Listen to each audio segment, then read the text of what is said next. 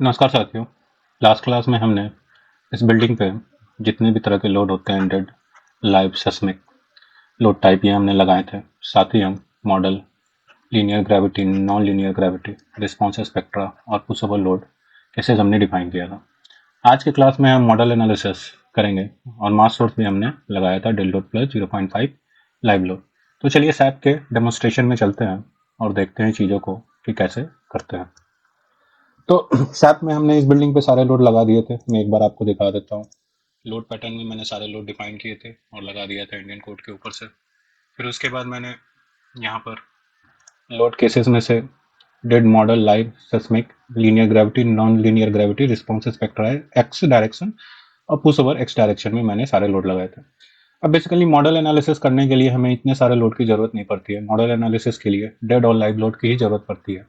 Dead load मैं 100% और live load 50% ले रहा हूँ, जिसके लिए मास सोर्स मैंने डिफाइन किया था। मैं एक बार आपको मास सोर्स दिखा देता हूँ।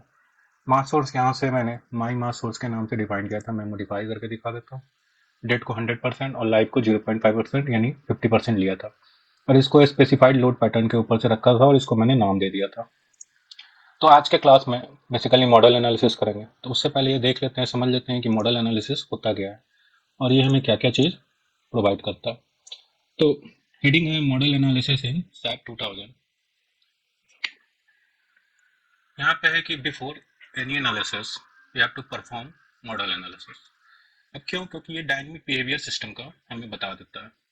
जो हमें इससे मिलता है time period of the structure, corresponding frequency के करस्पॉन्डिंग फ्रीक्वेंसी और करस्पॉन्डिंग मोड शेप में, और कंसिडरिंग मॉडल डैम्पिंग रेशियो, जिसको जीटा से एक्चुअली डिफाइन किया जाता है।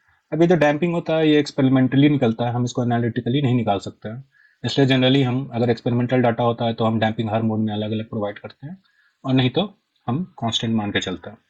और आरसीसी बिल्डिंग के लिए जनरली 5% मान के चलते हैं। अब मॉडल एनालिसिस जो होता है प्रीशेषर की तरह काम करता है। Most type of analysis including gravity load analysis कर रहा है, response spectrum analysis, time history analysis और पुश ओवर एनालिसिस। इन सब में ये प्रीसेसर की तरह काम करता है। ये हमें स्ट्रक्चर का डायनेमिक बिहेवियर बता देता है और हमें पहले ही लेवल पे ये बता देता है कि हमें स्ट्रक्चर में कुछ मॉडिफिकेशन करना है कि नहीं करना। इसलिए डायनेमिक मॉडल एनालिसिस को एक तरह से इनिशियल हेल्थ चेकअप भी कहा जाता है। बिफोर एनालिसिस ये ऑलरेडी मैंने यहाँ पे कर लिया। अब टाइम पीरियड क्या होता है?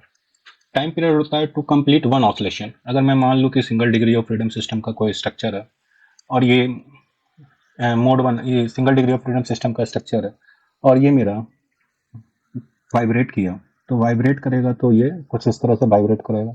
मीन पोजीशन से एक्सट्रीम पोजीशन तक जाएगा, एक्सट्रीम से फिर मीन पे आएगा, मीन से एक्सट्रीम और एक्सट्रीम से मीन। तो ये कंप्लीट वन साइकिल कंप्लीट किया। तो वन साइकिल कंप्लीट करने में जितना टाइम लगा उसी को कहेंगे टाइम पीरियड। अब natural frequency, frequency at which a structure tends to vibrate when excited, ये फ्री वाइब्रेशन होता है। तो दो चीजें, नेचुरल फ्रीक्वेंसी क्या होती है? तो नेचुरल फ्रीक्वेंसी की 1 सेकंड में ये कितनी बार वाइब्रेट किया, ये कितनी बार वाइब्रेट कर रहा है 1 सेकंड में, यही मेरा नेचुरल फ्रीक्वेंसी होता है। नेचुरल फ्रीक्वेंसी आप इसको जनरली ईटा से डिनोट कर देते हैं। तो अगर मैं बात करूँ नेचुरल फ्रीक्वेंसी, इसको मैं लिख सकता हूँ 1 upon time period, generally simple terms में, और यही इसका नेचुरल फ्रीक्वेंसी होगा।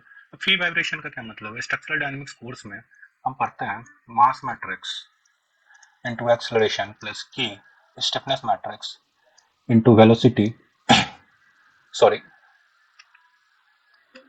into displacement and damping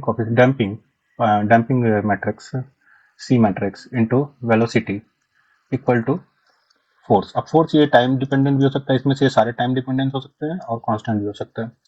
तो इसमें से अगर मैं एक मॉडल बना के चलूँ तो एक बिल्डिंग में अगर ले लूँ और बिल्डिंग पे अगर कोई फोर्स लग रहा है एफ, और यहाँ से मैं बोल दूँ कि एक डैम्पिंग लग रहा है, डैम्पिंग को जनरली इस तरह से डिनोट किया जाता है। तो ये एफ और ये डैम्पिंग हटा दीजिए, तो एफ और डैम्पिंग हट गया तो ये फोर्स हट जाएगा और ये, तो यही मेरा फ्री वाइब्रेशन हुआ। तो यहाँ से जो मुझे वैल्यू मिली, अब इसके बाद आइगन वैल्यू प्रॉब्लम के अकॉर्डिंग हम सॉल्व करके ए माइनस लैम्डा इक्वल टू 0 का डिटर्मिनेंट बना करके जब हम सॉल्व करते हैं तो हमें लैम्डा जो वैल्यू मिलती है वहाँ से हम सारा पैरामीटर निकालते हैं। तो ये आप स्ट्रक्चरल डायनामिक का चीज़ें आप देख लीजिएगा। अब नेचुरल फ्रीक्वेंसी आपको क्लियर हो गया। मोड शेप होता है ये जो रिलेटिव डिस्प्लेसमेंट हुआ, इस पॉइंट का डिस्प्लेसमेंट इसके रिस्पेक्ट में, इस पॉइंट का डिस्प्लेसमेंट इसके रिस्पेक्ट में। अब ये मोड मेरा 1 है, मोड वन के करस्पॉन्डिंग जो फ्रिक्वेंसी मिली, ये मोड वन की फ्रिक्वेंसी हुई, इसके करस्पॉन्डिंग जो टाइम मिला वो उसका टाइम पीरियड हुआ, और ये मोड शेप हो गया मोड वन का।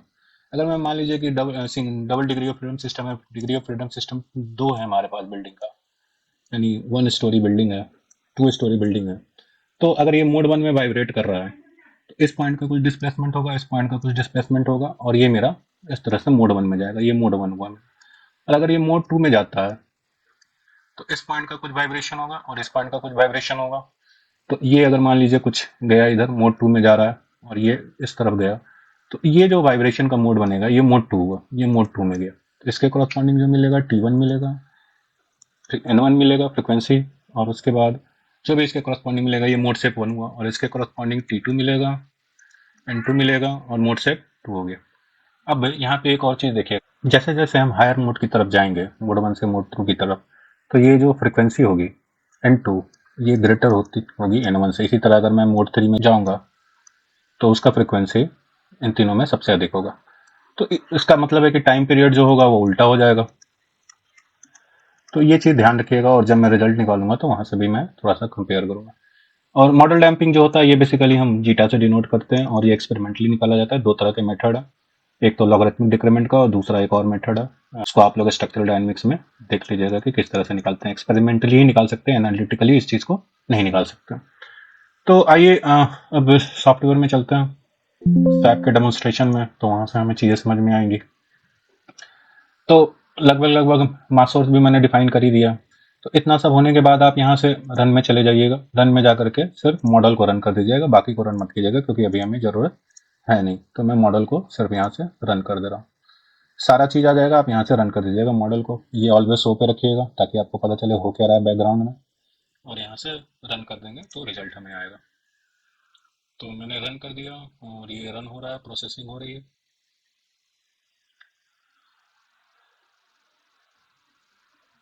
तो ये रन हो गया।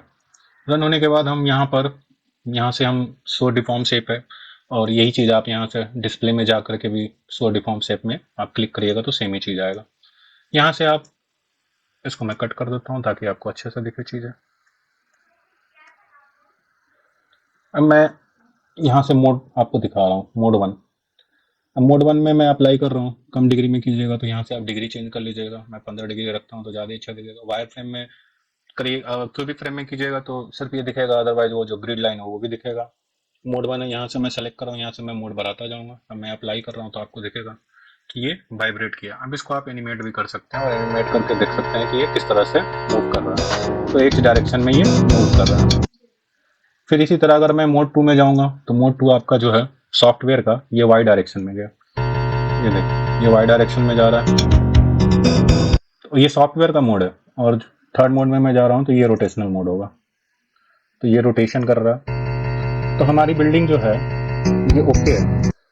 कि कोई भी मॉडल एनालिसिस में ये कहता है कि फर्स्ट टू जो मोड है वो ट्रांसलेशनल डायरेक्शन में होना चाहिए, और तीसरा मोड जो है वो रोटेशनल डायरेक्शन में होना चाहिए। तो यहाँ मेरा ओके है। अगर मान लीजिए कि कुछ इसमें गड़बड़ी होती तो हो सकता है कि ये जो रोटेशनल मोड है या फर्स्ट में या सेकंड में आ जाता, तो उस केस में हमें मॉडल को अपडेट करना पड़ता, या तो शेयर वाल लगाना पड़ता, या फिर जो इसमें बीम और कॉलम है उसका साइज चेंज करना पड़ता, या और भी कुछ तरह के हॉरिजॉन्टल ब्रेसिंग या वर्टिकल ब्रेसिंग सिस्टम लगा करके हम इस चीज को ओवरकम करते हैं। अब यहाँ से मैंने आपको एक्स वाई और जेड डायरेक्शन में मोड दिखाया। अब मैं यहाँ से रिजल्ट पे चलता हूँ ताकि आपको बाकी कुछ भी समझ में आए अच्छे से। अब इसको अगर आप X Y X Z direction में कर दीजिएगा तो ये आपको मोड का अच्छा लुक दिखेगा, और वाई वाई जेड से ये नहीं दिखेगा। ये मोड किस में जा रहा है, मोड थ्री में जा रहा है, रोटेशन में जा रहा है। अगर मैं इसको चेंज करूँ, जैसे आपको देखिए यहाँ पे ये मोड मोड वाई डायरेक्शन का है, और ये एक्स डायरेक्शन में, सॉरी ये दिखेगा ही नहीं, तो इसको आपको यहाँ से चेंज करना पड़ेगा। ये एक्स डायरेक्शन का मोड है, ये मोड वन हो गया, ये टाइम पीरियड और फ्रिक्वेंसी मिल रहा है। फिर आप डिस्प्ले में चले जाइएगा, शो टेबल में चले जाइएगा, और शो टेबल में जाने के बाद आप यहाँ से आउटपुट, यहाँ से स्ट्रक्चरल आउटपुट है, इसको ले लीजिएगा। मुझे basically model period and frequency की ज़रूरत है, ये ले लीजिएगा, और साथ में मॉडल पार्टिसिपेशन मास रेशियो। और जस्ट यहाँ से आप देख लीजिएगा कि क्या क्या है मेरे पास। डेड लाइव और सस्मिक ये ठीक है, ओके है। अगर नहीं भी रहेगा, ये मॉडल को केवल लेना है मुझे, मॉडल ही लीजिएगा और यहाँ से ओके कर दीजिएगा। तो आपको यहाँ पे टेबल बन के आ गया। अब इस टेबल को आप चाहिएगा तो एक्सेल में भी ले जाइएगा, तो फाइल में जा करके यहाँ से एक्सेल में ले लीजिएगा। तो एक्सेल में आपको चीज़ें अच्छे से समझ में आएंगी। मैंने इसका एक एक्सेल ऑलरेडी बना रखा है पीपीटी में, मैं दूसरा भी दिखा देता हूँ। ये आपका मॉडल पार्टिसिपेशन मास रेशियो है। अब यहाँ पे मुझे कुछ चीज़ बताना है। ये देखिए, ये स्टेप नंबर बोल रहा है। ये सॉफ्टवेयर का मोड 1, मोड 2, मोड 3, मोड 5, 4 और लास्ट में मोड 12 तक जा रहा है, क्योंकि मैंने डिग्री ऑफ फ्रीडम 12 डिफाइन किया था। तो ये एक्स डायरेक्शन का मोड 1 है, क्योंकि मास पार्टिसिपेशन देखिए यहाँ पर 87% है, सॉरी ये टाइम पीरियड है। मास पार्टिसिपेशन जो है एक्स डायरेक्शन में 83% है। और ये वाई डायरेक्शन का मोड 1 है। ये जो हो गया वाई डायरेक्शन का मोड 1 हुआ, 83% पार्टिसिपेशन है यू वाई डायरेक्शन, यानी कि वाई डायरेक्शन। और ये जो मोड 3 है, ये बेसिकली देखिए आपका जो है, ये आपका देखिए एक्स वाई जेड सब 0 0 0 है, और सम ऑफ यू एक्स है यहाँ पे, ठीक है। और आप यहाँ लास्ट में आइएगा तो यहाँ पर देखिए, ये आपका रोटेशनल जो पार्टिसिपेशन 83% जो है, ये जेड डायरेक्शन के रिस्पेक्ट में रोटेशनल पार्टिसिपेशन। अब आप यहाँ से इसको एक्सेल में ले जाइएगा तो यहाँ पे देखिए एक्सेल सेट ओपन हो गया होगा। यहाँ पे आपको अच्छे से दिख रहा है, यहाँ पे आपको समझेगा। तो मोड वन का सॉरी मोड वन जो है, ये एक्स डायरेक्शन का मोड 1 हुआ। फिर ये जो है आपका एक्स डायरेक्शन का मोड 2 होगा। और फिर उसके बाद ये जो 4 के बाद 7 एक्स डायरेक्शन का मोड 3, और उसी के बाद 10 जो हो जाएगा एक्स डायरेक्शन का मोड 4। तो यहाँ देखिए 83% है। और उसके बाद मैं अगर मोड 2 की बात करूँ एक्स डायरेक्शन में, तो ये मास परसेंट यहाँ पे सम टोटल बढ़ गया, 94% कंट्रीब्यूशन हो गया। फिर अगर मैं 10 7 7 7 में जाऊं तो ये मोड 3 हो गया, यहाँ पे 99% है, उसके बाद 100%। और उसी तरह जो ये मोड 2 है, ये वाई डायरेक्शन का मोड 1 है एक्चुअली। और इसके बाद जो मोड 5 है, ये वाई डायरेक्शन का मोड 2 है। तो इसी तरह आप इस चीज को समझ सकते हैं। और ये सम दिया हुआ है, यानी कि टोटल मास पार्टिसिपेशन कितना हो रहा है। तो कोड हमें कहता है कि 90% मास पार्टिसिपेशन होना चाहिए, और अगर 90% जहां पे हो रहा है उतना तक का मोड कंसीडर करना चाहिए हमें। आगे रिस्पॉन्स स्पेक्ट्रम एनालिसिस कर रहे हैं, डायनेमिक एनालिसिस, जिसे लीनियर डायनेमिक एनालिसिस भी कहा जाता है। तो इसका मैंने एक टेबल भी बना रखा है। अगर आप इसको मैं कट करता हूँ, छोड़ देता हूँ अभी, साथ में आ जाता हूँ। अब दूसरा जो टेबल है, यहाँ पे आप देखिए, तो मैं इसी टेबल, दोनों टेबल को मैं ले आया हूँ यहाँ पर। यहाँ से आपको अच्छे से समझ में आएगा। मैं थोड़ा सा आपको एक्सप्लेन भी कर दूंगा करंट स्लाइड से। यहाँ पे देखिए, ये चीज मैंने आपको बता दिया। ये क्या हो गया, एक्स, ये मोड 1 है। पेन सेलेक्ट कर लेता हूँ। ये एक्स डायरेक्शन में है मोड 1। फिर ये आपका हो गया मोड 2 एक्स डायरेक्शन में, मोड 3 एक्स डायरेक्शन में, और मोड 4 एक्स डायरेक्शन में। इसी तरह ये क्या हो गया, ये एक्स डायरेक्शन है, ये वाई डायरेक्शन में मोड 1, फिर ये वाई डायरेक्शन में मोड 2, फिर ये वाई डायरेक्शन में मोड 3, और ये वाई डायरेक्शन में मोड 4। इसी तरह अगर रोटेशनल की बात करो, तो ये 4 में, ये 3 में, ये 2 में जेड डायरेक्शन में, और ये जेड डायरेक्शन में फर्स्ट मोड हुआ। और ये आप एक्स डायरेक्शन की बात करो, तो यहाँ पे देखिए कि जैसे जैसे मोड हम बढ़ते जा रहे हैं, 1 से हम गए जब 2 में, तो मेरा फ्रिक्वेंसी बढ़ता जा रहा है। फिर उसी तरह अगर हम 3 में गए एक्स डायरेक्शन में, तो फ्रिक्वेंसी फिर बढ़ गई, और टाइम पीरियड फिर घटता जाएगा, यानी कि जल्दी जल्दी वाइब्रेट करना स्टार्ट कर देगा हायर मोड में। अब इसका एक रिलेशन, ये टाइम पीरियड टी है, तो फ्रिक्वेंसी अगर मैं नेचुरल फ्रिक्वेंसी डिनोट कर रहा हूँ इसे, तो नेचुरल फ्रिक्वेंसी 1/t हो जाएगा। और ये सर्कुलर फ्रिक्वेंसी जो ओमेगा से डिनोट किया जा रहा है, तो ये 2 पाई को मल्टीप्लाई कर दीजिएगा जस्ट एन से, ये फ्रिक्वेंसी से, तो ये सर्कुलर फ्रिक्वेंसी हो जाएगा। और ये आइगन वैल्यू जो होता है, ये लेमडा से जनरली डिनोट करते हैं, और ये ओमेगा स्क्वायर। अब ये आपको वहां से मिल जाएगा M X double dot K X plus C X dot plus equal to F होता है, जहाँ एफ और ये चला जाता है, तो ये फ्री वाइब्रेशन हो जाता है। इसको आप कन्वर्ट कर लीजिएगा in the form of A minus lambda equal to 0, और यहाँ से आप लेमडा की वैल्यू, यहाँ लेमडा की वैल्यू 4 मिलेगी। क्यों 4 मिलेगी, क्योंकि ये जो मास मैट्रिक्स है आपका 4/4 का बनेगा, के मैट्रिक्स भी 4/4 का बनेगा। तो ये 4/4 का मैट्रिक्स बनेगा, तो यहाँ से लेमडा की वैल्यू भी 4 मिलेगी, और ईच के कॉरस्पॉन्डिंग हम 5 निकालेंगे, मोड मिलेंगे। अगर मैं मोड 1 एक्स डायरेक्शन की केवल बात करूँ, तो ये आपका एक लेमडा के कॉरस्पॉन्डिंग 5 मिल रही है, ये फर्स्ट मोड हुआ। दूसरे की बात करूँ तो ये आपका सेकेंड मोड होगा। तीसरे की बात करूँ तो ये मोड 3 होगा, और चौथे की बात करूँ तो ये मोड 4 होगा। एक्स डायरेक्शन की अगर बात करूँ, वाई में भी इसी तरह होगा, और जेड में रोटेशनल में जाएगा। तो मैंने इस लेक्चर में आपको मॉडल एनालिसिस के बारे में लगभग सारी डिटेल दे दी कि टाइम पीरियड क्या होता है, फ्रिक्वेंसी क्या होती है, सर्कुलर फ्रिक्वेंसी क्या होती है, और आइगन वैल्यू क्या होता है। और जहाँ तक रहेगी बात नेक्स्ट नेक्स्ट लेक्चर की, तो नेक्स्ट लेक्चर में मैं रिस्पॉन्स स्पेक्ट्रम स्टार्ट करूँगा। और देखेंगे कि ये रिस्पॉन्स स्पेक्ट्रम कैसे डिफाइन होता है और उसके सारे पैरामीटर को समझेंगे। तो चलिए नेक्स्ट लेक्चर की तरफ चलते हैं।